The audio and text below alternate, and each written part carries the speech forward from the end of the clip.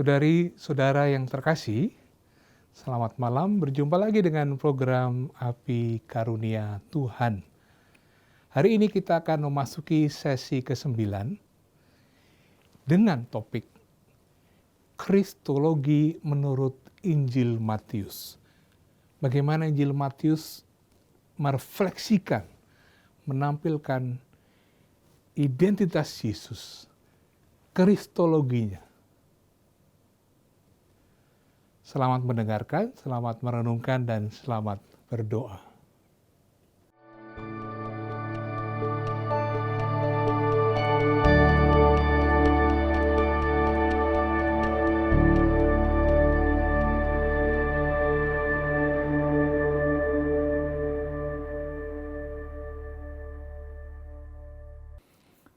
Dari saudara yang terkasih, selamat malam.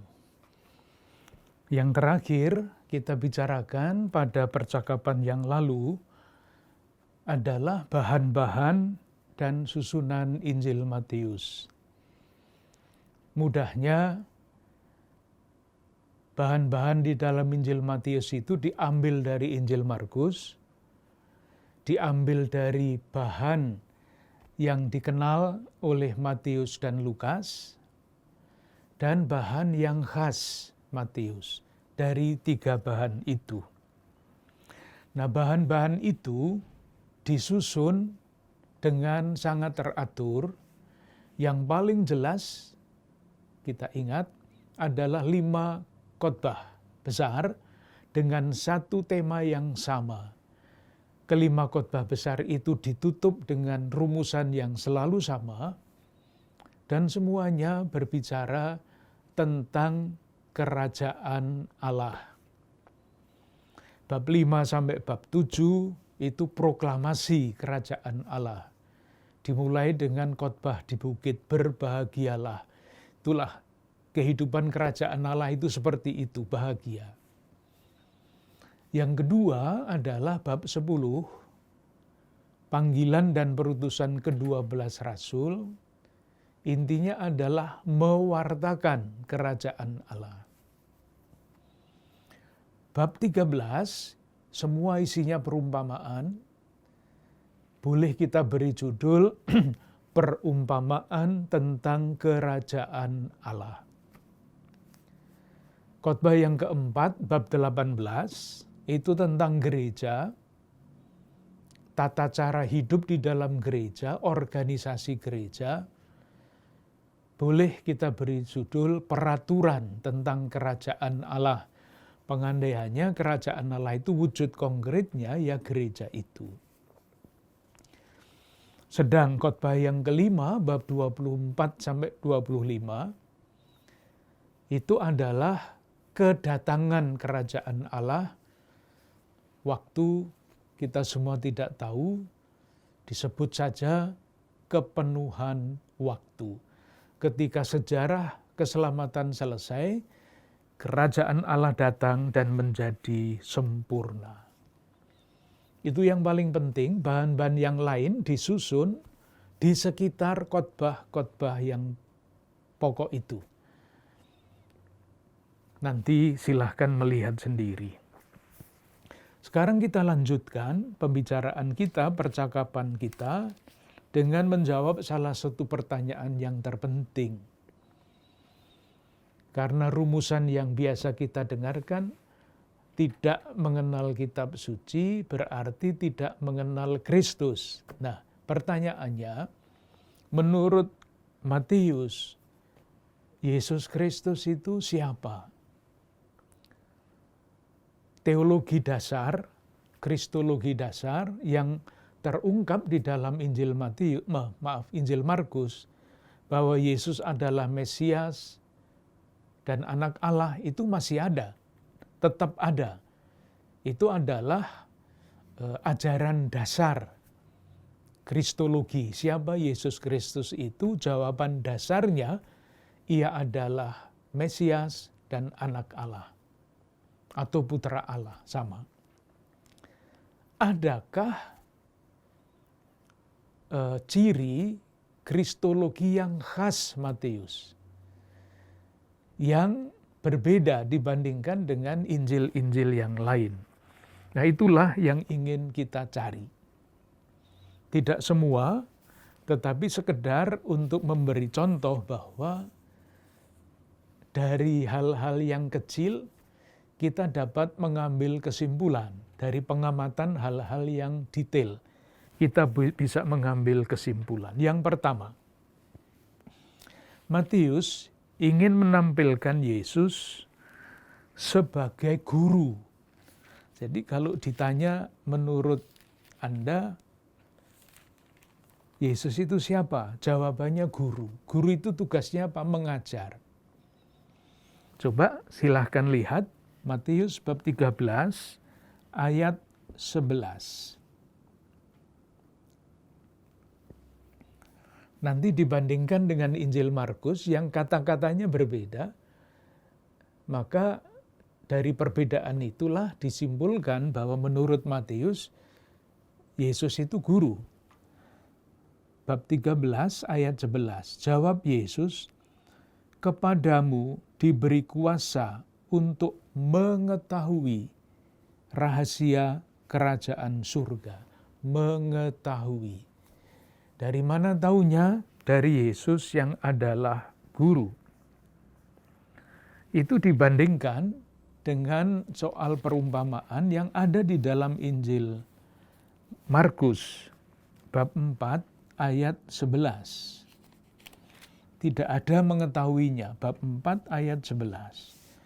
Jawabnya, kepadamu telah diberikan rahasia kerajaan Allah. Tetapi kepada orang-orang luar segala sesuatu disampaikan dalam perumpamaan. Lain rumusannya. Karena Yesus guru, maka murid-muridnya diajar dalam perumpamaan supaya tahu. Sampai kepada pengetahuan. Di dalam Injil Markus hanya diberitahukan rahasia. Teks yang kedua, kita ambil Markus dulu supaya gampang membaliknya. Markus bab 1 ayat 14. Yesus tampil di Galilea. Bunyinya begini. Sesudah Yohanes ditangkap, datanglah Yesus ke Galilea memberitakan Injil Allah. Memberitakan Injil Allah. Di dalam Injil Matius seperti apa? Bab 4 ayat 23. Bab 4 ayat 23. Perhatikan baik-baik, teliti membacanya. Yesus pun berkeliling di seluruh Galilea. Ia mengajar dalam rumah-rumah ibadat dan memberitakan Injil Kerajaan Allah. Di dalam versi Markus, Yesus hanya memberitakan Kerajaan Allah. Di dalam Injil Matius diceritakan Yesus mengajar karena dia adalah guru. Yesus adalah guru yang mengajar. Itu satu. Kalau mau masih tambah satu lagi, kalau tidak apa-apa, bab 7 ayat 29, dikatakan begini, bab 7 ayat 29, sebab ia mengajar mereka sebagai orang yang berkuasa, tidak seperti ahli-ahli Taurat. Mengajar lagi. Dari situ kita simpulkan, oh kalau begitu, menurut gambaran Matius, Yesus itu adalah guru yang mengajar. Yang diajarkan apa? Macam-macam. Yang paling penting ya 5 khotbah tentang kerajaan Allah itu. Yang kedua,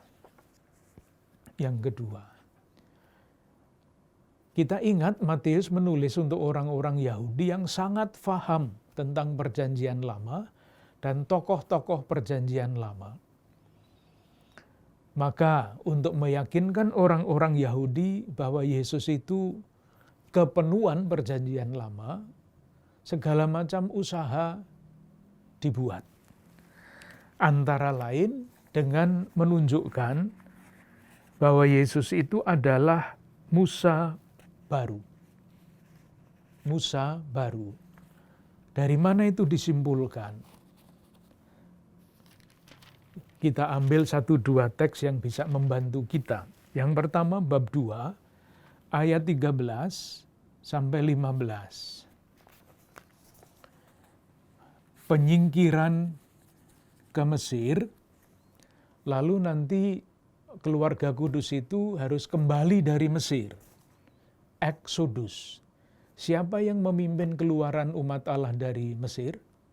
Musa. Jadi pikiran mereka itu tidak seperti pikiran kita saja, logis, tetapi asosiatif. Mesir itu selalu mengingatkan umat perjanjian lama dengan Musa dan keluaran dari Mesir. Nah, kalau mengenai Yusuf, keluarga kudus menurut Matius, tidak menurut Lukas. Lukas ceritanya lain. Ada kaitan dengan Mesir, itu berarti ada kaitan dengan Musa yang keluar dari memimpin umat Allah perjanjian lama dari Mesir.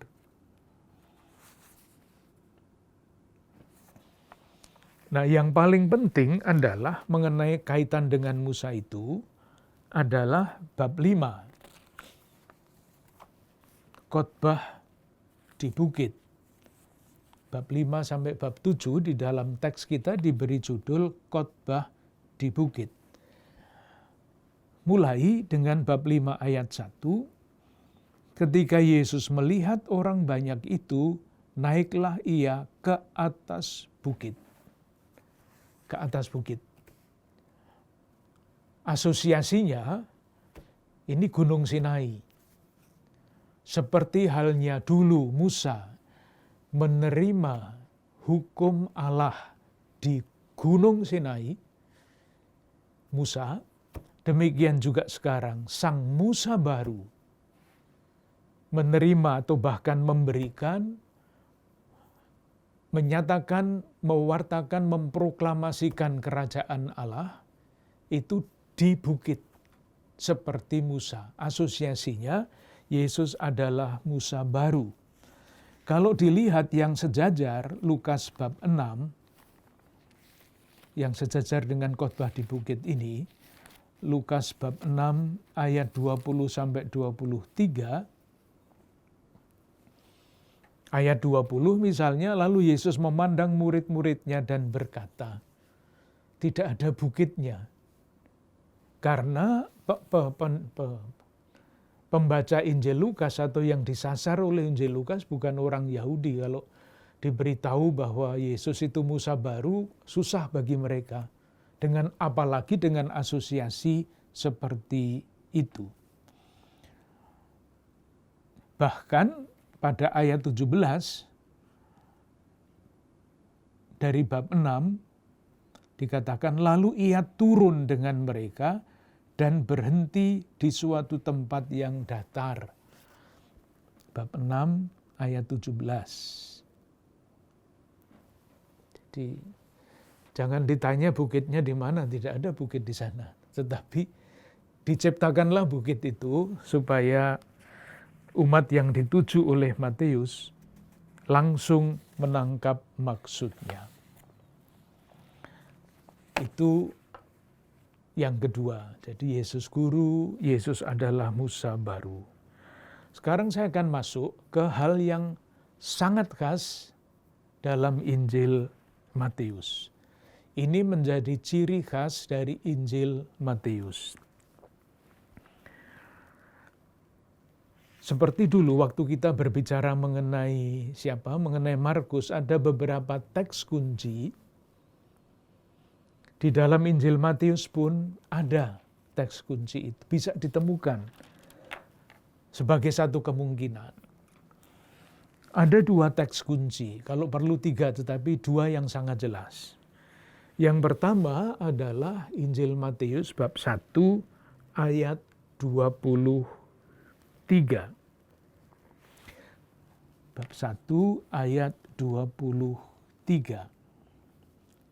Sesungguhnya anak darah itu akan mengandung dan melahirkan seorang anak laki-laki, dan mereka akan menamakan dia Immanuel, yang berarti Allah menyertai kita. Kalau dilihat di bawah, itu adalah kutipan dari kitab Nabi Yesaya, bab 7 ayat 14. Itu teks pertama. Jadi Yesus itu adalah Immanuel. Hanya ada di dalam Injil Matius yang mengutip kitab Nabi Yesaya. Nah, kita cari dengan alat yang namanya konkordansi, apakah ada di tempat lain gagasan Allah yang menyertai di dalam Injil Matius. Ketemunya ada pada Injil Matius bab 28 ayat 20.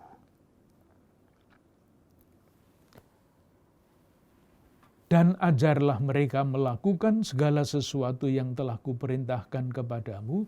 Nah sekarang, dan ketahuilah, aku menyertai kamu senantiasa sampai kepada akhir zaman.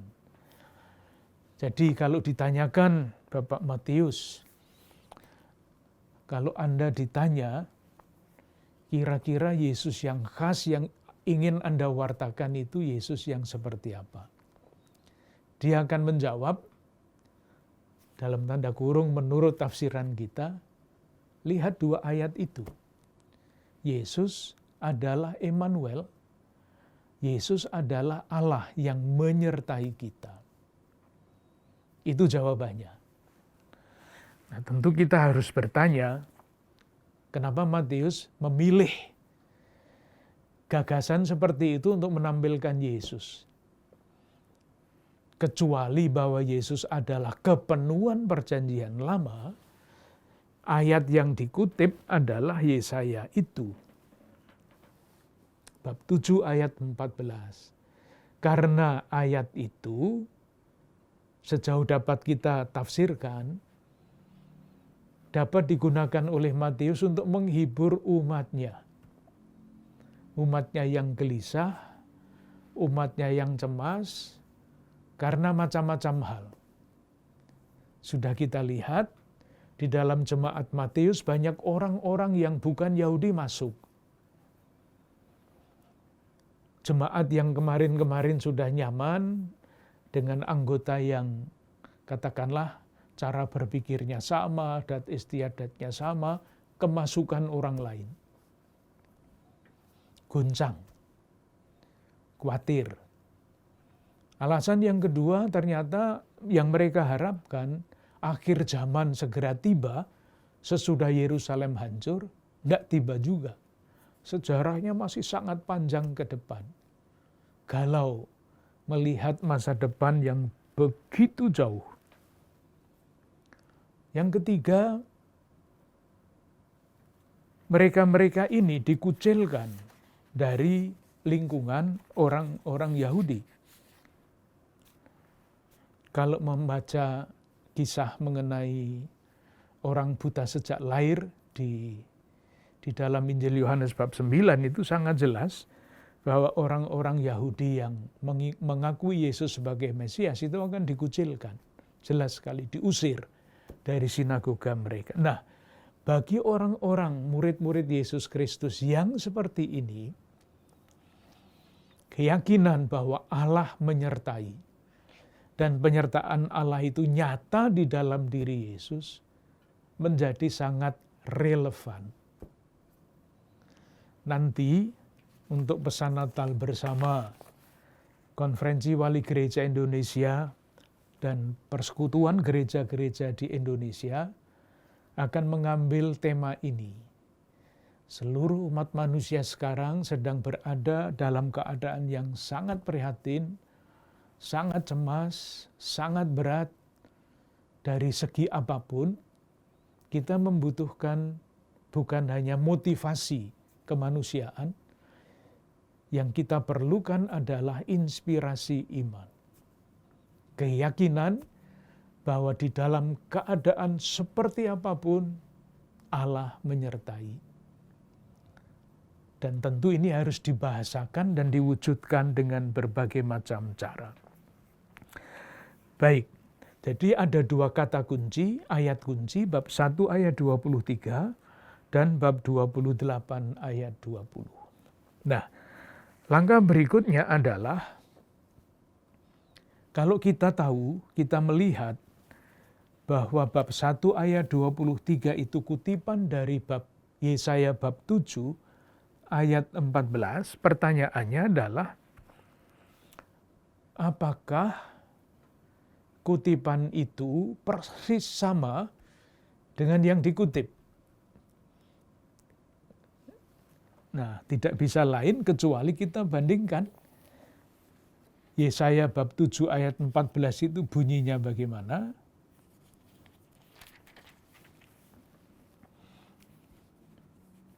Lalu kutipan yang ada di dalam Injil Matius itu seperti apa? Saya baca Yesaya bab 7 ayat 14. Sebab itu Tuhan sendirilah yang akan memberikan kepadamu suatu pertanda. Sesungguhnya seorang perempuan muda mengandung dan akan melahirkan seorang anak laki-laki, dan ia akan menamakan dia Immanuel. Ini kutipannya yang dikutip oleh Matius, Yesaya bab 7 ayat 14. Nah, kalau kita membaca kutipan Matius itu ada beberapa hal yang dia ubah. Ini tentu kalau zaman sekarang, kalau misalnya menulis skripsi dan mengutip dan kutipannya tidak sama dengan yang dikutip, itu akan disalahkan besar-besaran. Tapi tidak pada zaman itu. Hak cipta tidak ada.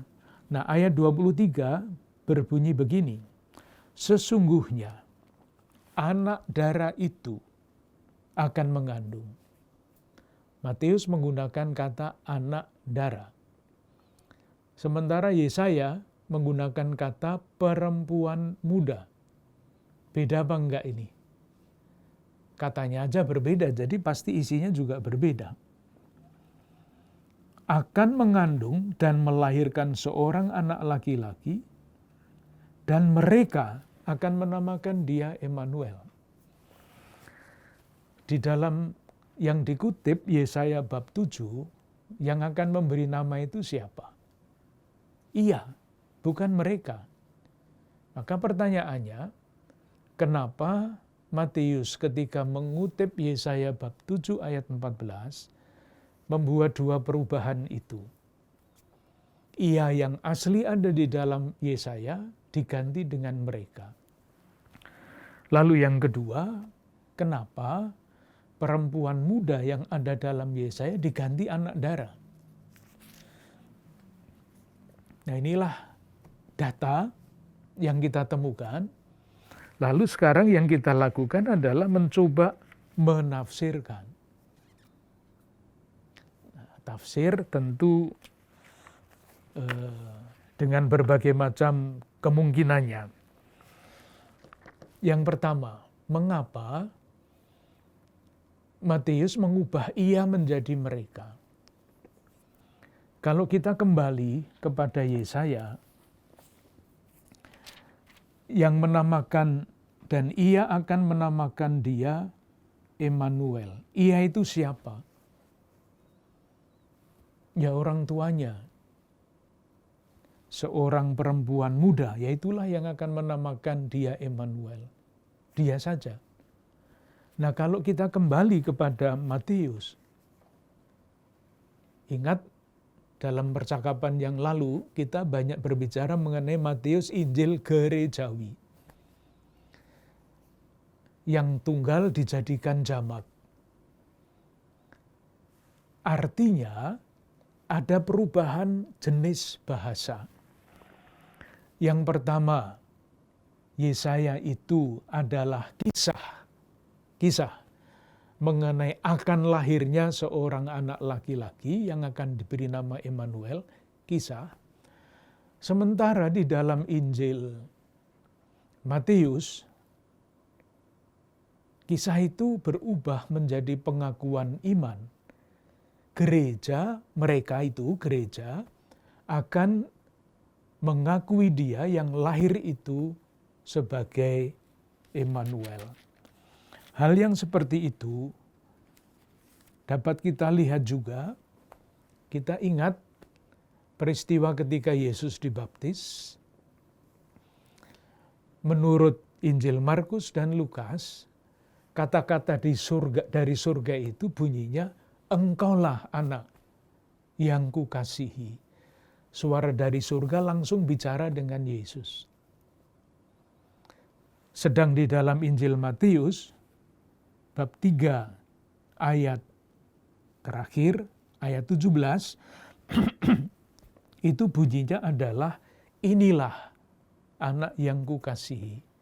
Inilah itu kan menunjuk kepada yang ditunjuk, mengajak orang lain untuk melihat yang ditunjuk itu. Inilah anak yang kukasihi. Matius ingin mengajak gereja, jemaatnya untuk mengakui bahwa Yesus adalah anak yang dikasihi. Perbedaan kecil seperti itu artinya banyak. Dari kisah menjadi ajakan untuk mengakui bahwa Yesus adalah Mesias. Itu perubahan dari ia kepada mereka. Maka kita sekarang melanjutkan dengan yang Yesaya dulu, kisah. Sebetulnya kisah Yesaya ini bicara tentang siapa. Yang disebut Immanuel itu siapa?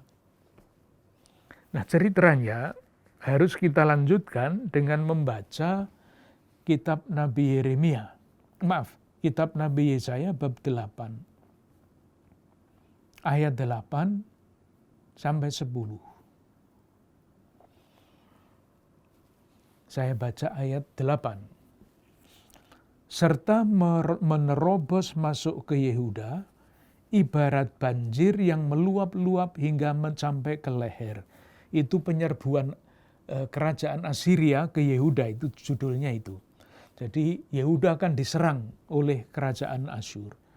Dan sayap-sayapnya yang dikembangkan akan menutup seantero negerimu, ya Immanuel. Nah, dari situ kata Immanuel itu. Ayat 10, "Buatlah rancangan tetapi akan gagal juga. Ambillah keputusan tetapi tidak terlaksana juga." Nah, sebetulnya di dalam sejarah yang disebut Immanuel itu adalah raja yang namanya Hizkia, anaknya Ahaz. Agak susah ya mencoba seperti itu karena memang harus membuka perjanjian lama. Siapa mereka itu? Saya coba tunjukkan, moga-moga tidak terlalu membingungkan. Tadi saya katakan yang namanya Immanuel itu adalah raja. Yang jelas siapa? Raja Yehuda. 2 Raja, kitab 2 Raja bab 18. Ini istimewa karena apa? Karena raja-raja Yehuda itu biasanya diceritakan dengan referen, ia ini bertindak jahat di hadapan Tuhan. Nah, mengenai Hizkia itu ada pada 2 Raja, kitab 2 Raja bab 18. Ayat 1 saya baca. "Maka dalam tahun ketiga zaman Hosea bin Ela, Raja Israel, Hizkia, anak Ahaz, Raja Yehuda menjadi raja." Ini yang di dalam sejarah disebut Immanuel ini. Karena apa? Karena ketika raja-raja lain berbuat jahat di hadapan Tuhan, coba dibaca ayat 3, Hizkia ini melakukan apa yang benar di mata Tuhan, tepat seperti yang dilakukan Daud bapa leluhurnya. raja-raja yang lain bernafsu berperang dengan kerajaan-kerajaan besar lain. Ini enggak. Ini raja yang sangat istimewa. Disebut sebagai raja damai dan sebagainya. Jadi, yang disebut Immanuel di dalam Perjanjian Lama itu orangnya jelas, yaitu Hizkia. Nah, siapa yang disebut perempuan muda itu? Ya, ibunya tentu saja. Pertanyaan berikutnya, kenapa perempuan mudanya diubah menjadi anak dara? Nah, itulah rahasia keselamatan dari Allah, misteri karya keselamatan Allah. Rupa-rupanya ada dasar yang sangat kuat sudah di dalam Injil Matius untuk berbicara mengenai ajaran tentang keperawanan Maria. Itulah sebabnya Matius mengubah perempuan muda menjadi anak dara. Perempuan muda itu ya biasa, usianya belum 90 tahun lah, seperti itu. Kalau anak dara itu kan kualifikasi, bukan sekedar umur. Dan itulah pula, coba dilihat sekali lagi, Injil Matius bab 1 mengenai silsilah. Rumusan. Kita baca saja mulai ayat 1 lalu nanti meloncat. Inilah silsilah Yesus Kristus, anak Daud, anak Abraham. Abraham memperanakkan Ishak. Istilah yang dipakai adalah memperanakkan. Ishak memperanakkan Yakub. Istilah itu terus diulang sampai ayat 16. Kita lihat dikatakan di situ Yakub memperanakkan Yusuf, suami Maria yang melahirkan Yesus. Ada perubahan di sini. Memperanakkan. Kalau mau konsekuen, bunyinya mesti begini. Yakub memperanakkan Yusuf, Yusuf memperanakkan Yesus. Tapi ada perubahan di sini. Yakub memperanakkan Yusuf, suami Maria yang melahirkan Yesus. Jadi ada kaitan antara bab 1 ayat 16 dengan perubahan dari teks asli Yesaya bab 7 ayat 14 dibandingkan dengan kutipannya yang ada pada bab 1 ayat 23 dari Injil Matius. Jadi ini sekali lagi menjadi dasar untuk ajaran gereja Maria tetap perawan. Itu Matius bab 1 ayat 23. Sekarang kita lihat pasangannya menyertai di dalam Injil yang sama bab 28 ayat 20. Aku menyertai kamu senantiasa sampai kepada akhir zaman. Menurut para penafsir, kembali lagi kita belajar dari para penafsir yang sudah belajar lebih dulu daripada kita, yang ada di balik bab 28 ayat 16 sampai 20 itu sebetulnya adalah rumus perjanjian. Janji bahwa Allah menyertai. Janji, rumus perjanjian.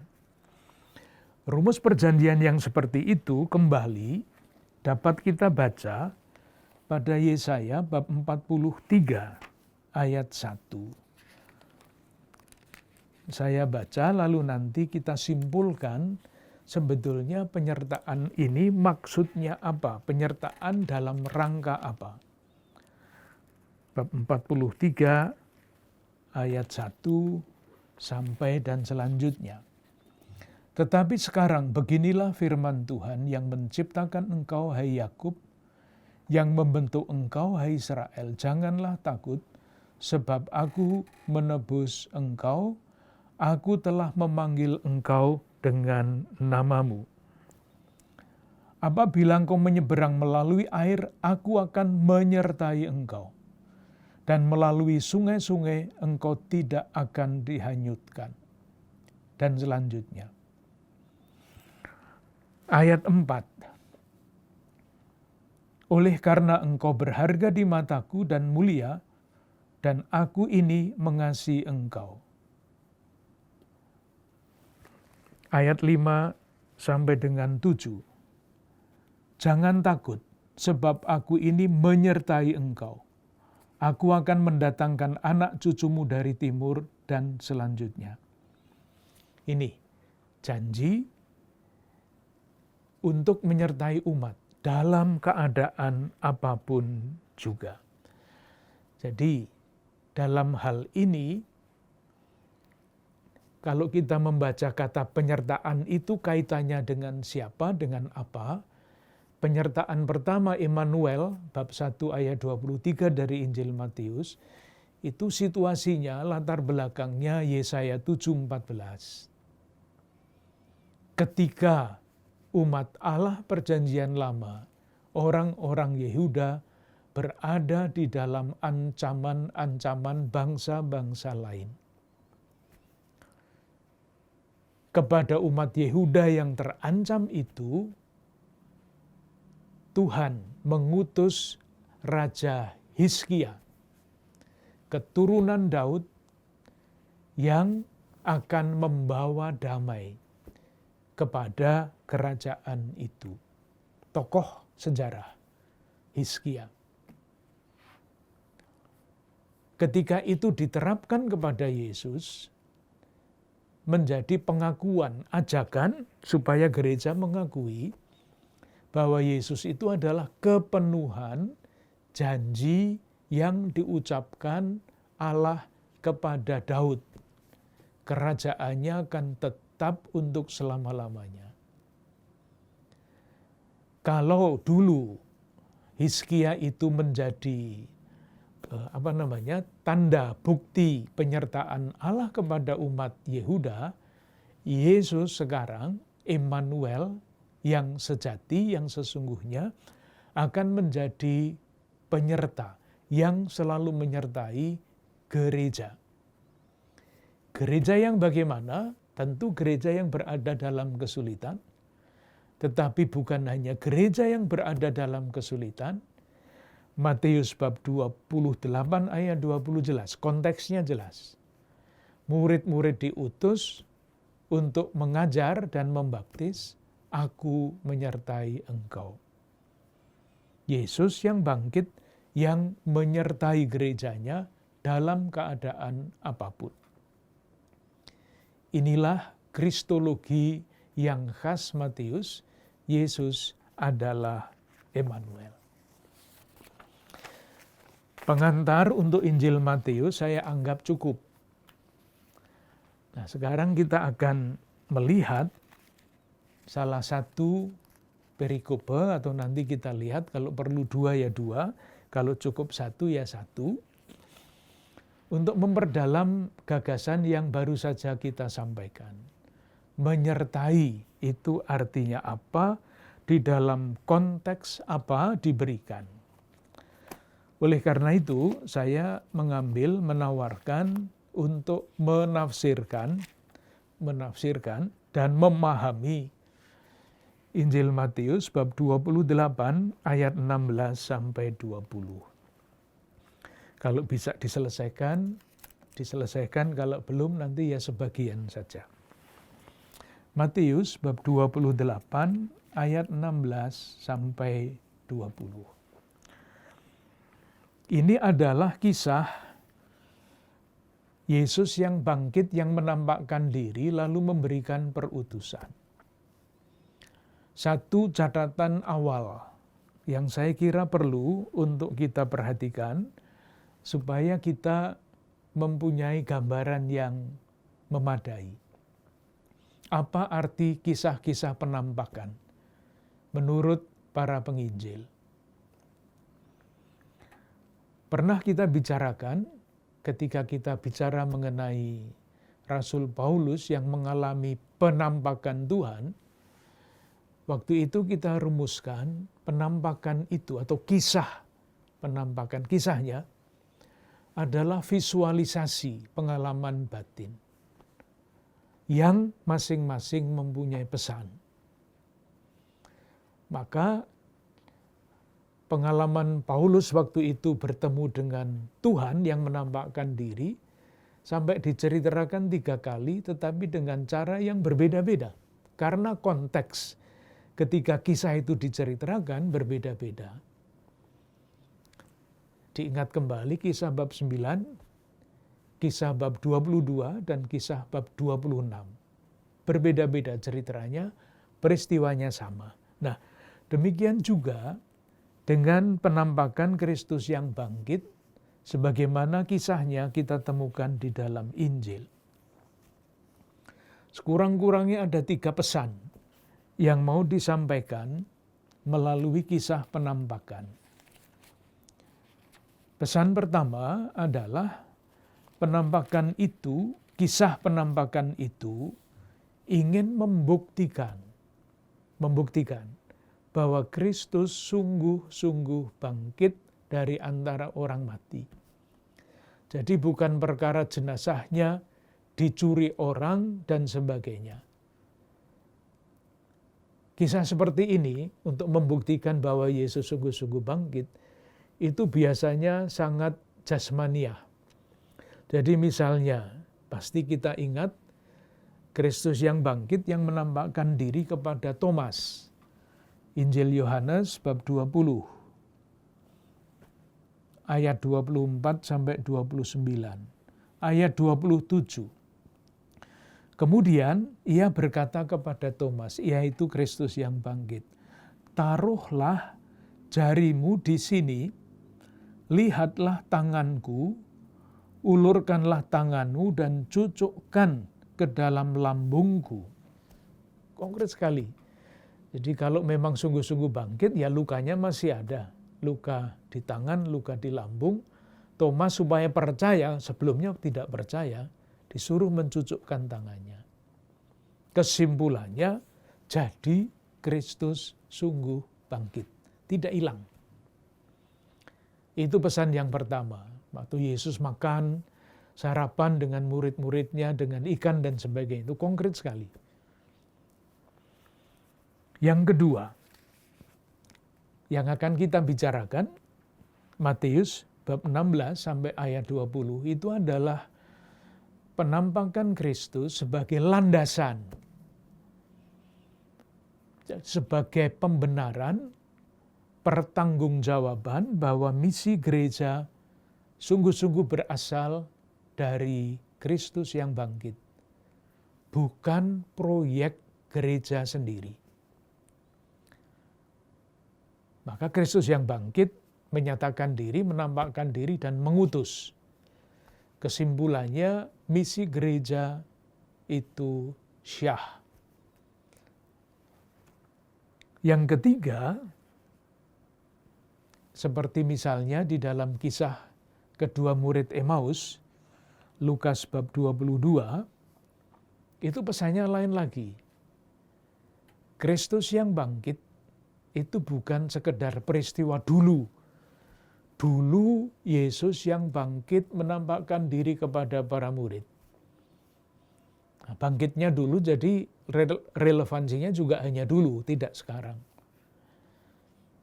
Kisah penampakan seperti misalnya kisah 2 murid Emmaus itu mengatakan sesuatu yang berbeda. Kristus yang bangkit masih tetap hidup sekarang. Di mana kita dapat menemukan Kristus yang bangkit? Jawaban Lukas di dalam murid Emmaus itu, di dalam Ekaristi. Maka kisah 2 murid Emmaus itu kan bermuara pada pemecahan roti. 3 maksud itu sekurang-kurangnya mesti kita pegang. ketika kita mencoba memahami kisah-kisah penampakan Kristus yang bangkit. Nah, sekarang dengan catatan itu, kita mau melihat teks Matius bab 28 ayat 16 sampai 20 ini. Yang pertama, seperti apakah reaksi para rasul, reaksi para murid terhadap Kristus yang bangkit ini? Reaksi para murid. Ayat 17. Ketika melihat dia, mereka menyembahnya. Tetapi beberapa orang ragu-ragu. Aneh bukan? Kristus yang bangkit, sebagian menyembah, sebagian ragu-ragu. Pertanyaannya adalah, mengapa Matius menampilkan murid-murid Yesus dengan sikap seperti ini? Sebagian menyembah, sebagian ragu-ragu. Ternyata kalau kita membaca dari depan sampai belakang Injil Matius, dua sikap itu selalu ada bersama-sama. Menyembah dan ragu-ragu. Nah, supaya jelas bahwa ini bukan pendapat saya, tetapi adalah Katekisme Matius, kita lihat beberapa, kita cari di dalam konkordansi, kata menyembah itu ada di mana, kata ragu-ragu atau kurang itu ada di mana. Yang pertama, bab 2 ayat 11. Kisah mengenai orang Majus dari timur ketika sampai kepada yang dicari, ayat 11, maka masuklah mereka ke dalam rumah itu dan melihat anak itu bersama Maria ibunya, lalu sujud menyembah dia. Reaksi pertama para murid pada bab 28 ayat 17, menyembah. Ini orang Majus dari timur ini juga sujud menyembah dia. Itu salah satu sikap. Bab 8 ayat 2. Orang sakit kusta. Maka datanglah seorang yang sakit kusta kepadanya, lalu sujud menyembah. Jadi ini bukan kebetulan dirumuskan seperti itu, ini dengan sangat teliti kata-kata itu dipilih untuk mengungkapkan salah satu sikap. Bab 9 ayat 18. Sementara Yesus berbicara demikian kepada mereka, datanglah seorang kepala rumah ibadat lalu menyembah dia. Dan begitu kalau dicari di dalam konkordansi akan ketemu kata menyembah, sujud menyembah itu tersebar di dalam seluruh Injil Matius. Salah satu sikap terhadap Kristus. Dari lain pihak yang ragu-ragu juga tidak sedikit. Ragu-ragu atau kurang percaya dan sebagainya, rumusannya kira-kira dengan kata-kata itu. Bab 8 ayat 26. Bab 8 ayat 26. Sudah kita lihat mengenai apa yang terjadi ketika angin ribut diredakan. Yesus berkata, "Mengapa kamu takut? Kamu yang kurang percaya." Kurang percaya dan ragu-ragu kan artinya sama. Bahkan kata-kata seperti itu diucapkan oleh Yesus kepada Petrus, bab 14 ayat 31. Pemimpinnya juga sama. Segera Yesus mengulurkan tangannya, memegang dia dan berkata, "Hai orang yang kurang percaya, mengapa engkau bimbang?" Kurang percaya, bimbang, ragu-ragu, sama. Jadi yang kurang percaya itu, yang ragu-ragu itu, Bukan hanya orang-orang kebanyakan lingkaran paling luar. Ini lingkaran paling dalam. Petrus pun kurang percaya. Bab 17, satu lagi, ayat 20. Bab 17, ayat 20. Yesus menyembuhkan orang muda yang sakit ayan, yang tadi yang dalam percakapan sebelumnya sudah kita lihat. Mengapa kami tidak dapat mengusir setan itu? Ia berkata kepada mereka, karena kamu kurang percaya. Lihat, itulah situasi gereja. Sekarang rumusannya dalam ajaran gereja itu kira-kira begini. Gereja itu kudus, lembaganya kudus. Tetapi warganya adalah orang-orang yang berdosa. Kalaupun ada banyak orang berdosa, gerejanya tetap saja kudus. Itu gereja Kristus, bukan gereja kita. Bukan gereja organisasi, gereja Kristus. Itulah sebabnya, maka di dalam Injil Matius, ketika kita bicara mengenai bahan-bahan, kita lihat ada beberapa bahan yang khas Matius. Misalnya, perumpamaan mengenai lalang di antara gandum. Jadi di dalam gereja ada gandumnya, orang yang menyembah, tetapi juga ada lalangnya, orang-orang yang mulai menyesatkan, menjadi batu sandungan, yang kurang percaya. Maka ada perumpamaan tentang ikan di dalam pukat. Ada ikan yang baik, ada ikan yang tidak baik. Itulah realitas gereja sejak dulu sampai sekarang. Tetapi dalam keadaan seperti itu, tetap percaya bahwa gereja adalah kudus, katolik, apostolik. Perkara orang-orangnya banyak yang masih ragu-ragu, kurang percaya, bimbang, itulah realitas gereja yang adalah manusiawi. Itu mengenai reaksi ke-12 murid reaksi para rasul yang mengalami penampakan ini. Yang berikutnya, landasan untuk apa? Untuk perutusan itu dirumuskan dengan sangat bagus. Di dalam pada ayat 18. Kepadaku telah diberikan segala kuasa di surga dan di bumi. Segala kuasa di surga dan di bumi. Seperti biasa, kita melihat apa yang ada di latar belakang kata-kata ini. Kepadaku telah diberikan segala kuasa di surga dan di bumi.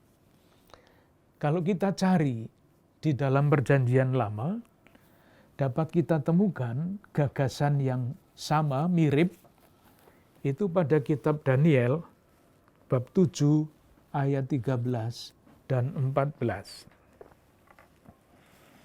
Bab 7, Daniel, ayat 13 dan 14. Aku terus melihat dalam penglihatan malam itu, tampak datang dengan awan-awan dari langit seorang seperti anak manusia. Datanglah ia kepada yang lanjut usianya itu, dan ia dibawa ke hadapannya. Nah sekarang, lalu diberikan kepadanya kekuasaan dan kemuliaan dan kekuasaan sebagai raja. Jadi, mudahnya begini, kepada pembaca Injil Matius, mau dikatakan, ini loh, Yesus yang bangkit, sekarang menjadi penguasa sejarah, diberi kuasa atas surga dan bumi. Seperti dulu di dalam kitab Daniel, ditunjukkan anak manusia yang menghadap yang lanjut usia dan menerima kekuasaan dan kemuliaan. latar belakangnya adalah itu. Nah, kekuasaan yang seperti apa? Kita masih ingat, kembali lagi, Matius bab 4, percobaan di padang gurun. Yesus mengalami percobaan di padang gurun. Mengenai kekuasaan. Bab 4 ayat 8. Dan iblis membawanya pula ke atas gunung yang sangat tinggi dan memperlihatkan kepadanya semua kerajaan dunia dengan kemegahannya. Semua itu akan kuberikan kepadamu jika engkau sujud menyembah aku. Yesus yang dicobai pada awal karyanya menolak tawaran setan untuk menerima segala kekuasaan kerajaan duniawi. Sekarang ketika dia sudah menyelesaikan tugasnya, memberikan hidupnya, kepadanya diberikan segala kuasa di surga dan di bumi. Nah, kekuasaan ini juga diberikan kepada gereja. Oleh karena itu, beberapa teks dari Matius ingin saya tunjukkan juga. Jadi, kuasa karena kebangkitan, latar belakangnya kitab Nabi Daniel, dan kuasa itu menjadi dasar perutusan Yesus kepada para murid. Nah, ketika para murid menjalankan perutusan itu, mereka juga diberi tanda petik kuasa, di mana tampak hal itu. Bab 9 ayat 8. Bab 9 ayat 8. Kita cari kata kuasa di dalam Kamus Alkitab, Kamus Kitab Suci, Konkordansi, lalu kita temukan ayat ini. Bab 9 ayat 8. Maka orang banyak yang melihat hal itu takut, lalu memuliakan Allah yang telah memberikan kuasa. Jadi kuasa yang dipunyai oleh Yesus pada bab 28 ayat 19 diberikan kepada manusia. Ini soal terjemahan lagi. Di sini hanya diberikan kepada manusia. Tetapi di dalam teks asli, dalam bahasa asli, bahasa Yunani, bukan hanya kepada manusia, tetapi bentuknya jamak ini. Jadi kepada orang-orang, bukan hanya kepada satu manusia, atau manusia pada umumnya, tapi kepada orang-orang. Kenapa? Yaitu karena di dalam gereja yang diketahui oleh Matius, ada orang-orang, pimpinan-pimpinan gereja yang menjalankan kuasa Yesus itu. Di balik kuasa gereja, ada kuasa Yesus. Ayat 6, tetapi supaya kamu tahu bahwa di dunia ini Anak Manusia berkuasa mengampuni dosa. Jadi rupa-rupanya kuasa untuk mengampuni dosa pada zaman Injil Matius ditulis yang dimiliki oleh Anak Manusia sudah diberikan kepada orang-orang, maksudnya gereja. Yang kedua, bab 10 ayat 1. Ketika para rasul dipanggil, itu bunyinya panggilannya begini. Yesus memanggil ke-12 muridnya dan memberi kuasa kepada mereka. Kuasa yang dimiliki oleh Yesus diberikan kepada murid-muridnya. Bab 11 ayat 25 sampai 27.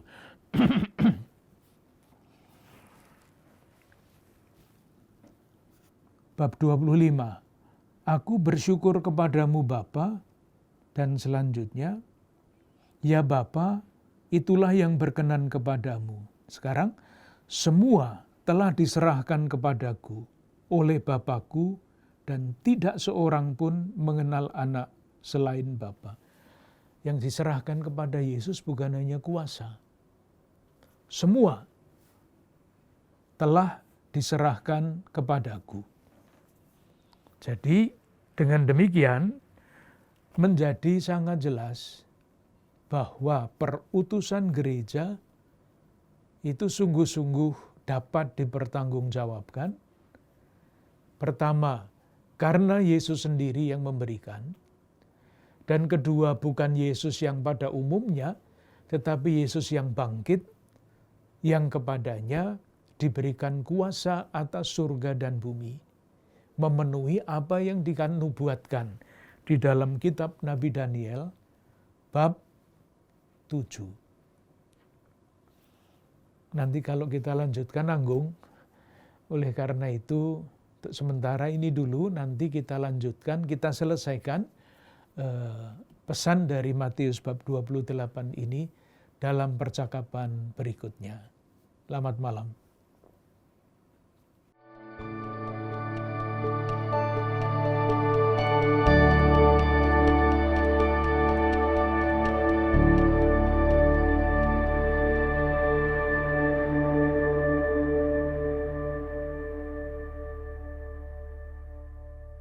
Ternyata kristologi menurut Injil Matius unik dan khas dibandingkan Injil yang lain. Bagaimana Yesus ditampilkan sebagai guru, kepenuhan perjanjian lama, dan bahkan sebagai Musa yang baru. Kita masih akan berjumpa lagi dalam program Api Karunia Tuhan Senin minggu depan malam, memasuki sesi ke-10 tentang kuasa Yesus menurut Injil Matius. Selamat malam, sampai jumpa. Tuhan memberkati.